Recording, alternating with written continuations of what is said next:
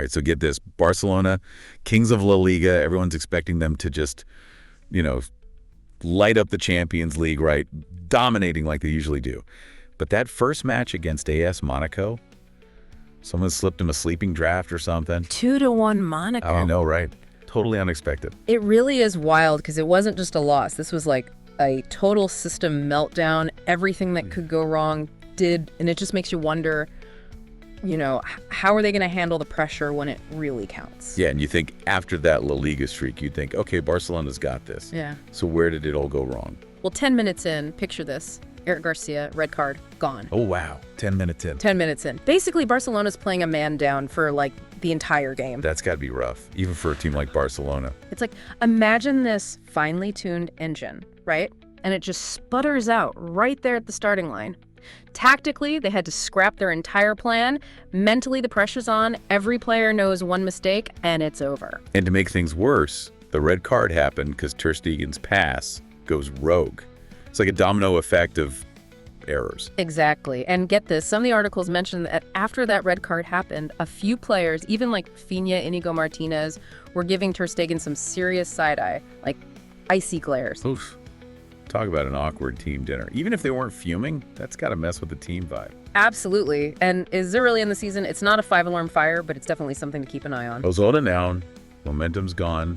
You think Barcelona fans will be sweating bullets, but then a beacon of hope. Lamine Yamal 16 years old. steps up and Buries it. first Champions League goal. This kid's got ice in his veins. To have that composure in a pressure cooker like that at 16, he wasn't just trying to survive out there, he was going for it. And it wasn't just the wonder kid. Marc Casado was putting on a clinic in the midfield, holding it down with 10 men. That's impressive. Oh, his stats were off the charts. I'm talking pinpoint long passes to like switch the play, crucial tackles won right when Monaco thought they had an opening, clearances that saved potential goals. Like he went toe-to-toe with seasoned pros and didn't even flinch. It felt for a minute there like Barcelona might actually pull off the miracle comeback, you know. And that's the beauty of the sport. You can never count anyone out. One moment of brilliance, one lucky break, and the impossible's within reach. But here's where it gets really interesting. Monaco comes out swinging in the second half, and it was like they smelled blood in the water. Oh, they saw those gaps in Barcelona's like forced formation and they went straight for the jugular. This is where I need your expert eye. What tactical shifts did Monaco make? Because it was like they had an extra man on the field, even though it was Barcelona playing short. One article had this diagram of Barcelona's formation after the red card, and honestly, it looked like they were playing in a phone booth. All crammed together, no room to breathe. Monaco, on the other hand, they stretched that field like a rubber band. Fullbacks were practically wingers by then, you know, creating these overloads on the sides that Barcelona just could not handle. You could practically hear the defenders gasping for air in that formation. Oh, yeah. And Monaco's like, thanks for the extra space, guys. Exactly. Barcelona was chasing shadows at that point, constantly on the back foot. And then, the final nail in the coffin, Monaco slots in the winning goal midway through the second half. And you got to give it to them.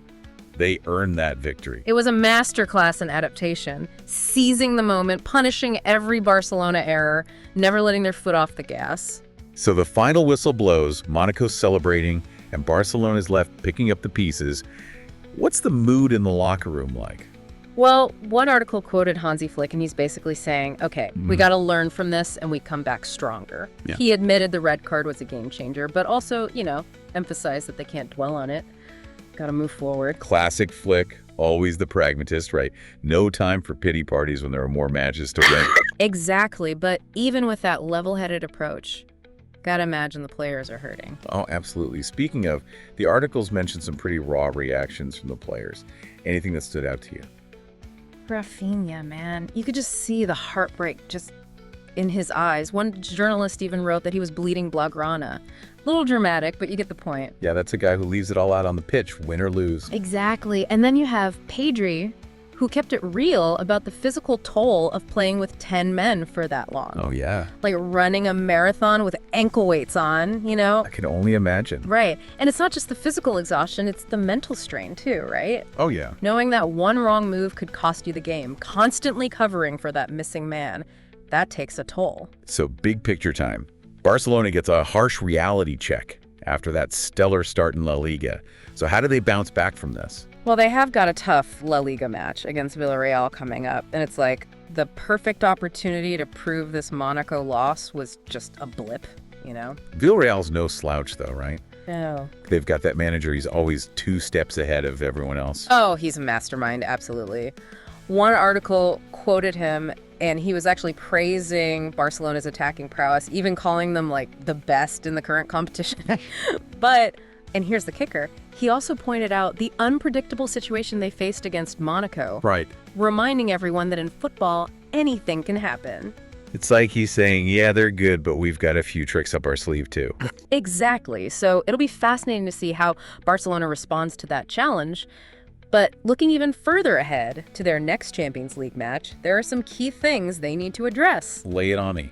What needs a tune-up? First and foremost, defense. They have to tighten up that back line. Even before the red card, they were looking a little shaky. Well, yeah. I mean, when you're constantly scrambling to cover for a missing man, gaps are going to appear. Precisely. And then there's the issue of, finishing those chances. They created opportunities against Monaco, but they couldn't convert them consistently. And in the Champions League, those missed chances, they come back to haunt you. It's like that old saying, you can't win if you don't score.